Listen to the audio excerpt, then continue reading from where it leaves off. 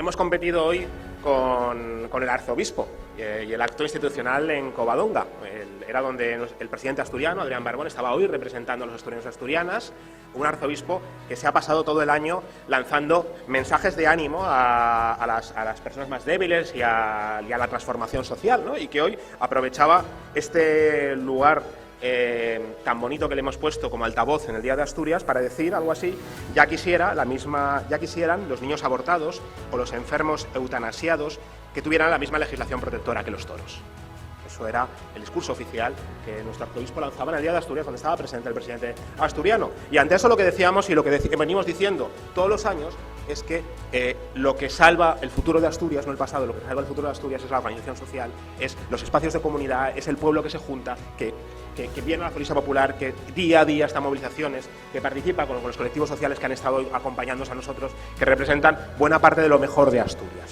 Frente a la Asturias de Covadonga, la Asturias que se organiza, que lucha y que cree por su futuro. Eso es lo que yo creo que es la primera diferencia de este Día de Asturias, de esta Policía Popular que llevamos ya organizando 6 años. De una Asturias que es internacionalista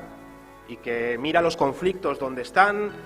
considera aliados las luchas en Colombia, las luchas de los refugiados, las luchas del Sáhara, de Palestina, de muchísimos otros lugares, considera que es propio también y que es labor nuestra poner freno a la violencia homófoba que está sucediendo en los últimos meses en el conjunto del Estado, que lleva sucediendo toda la vida, pero que se ha incrementado porque han perdido el miedo.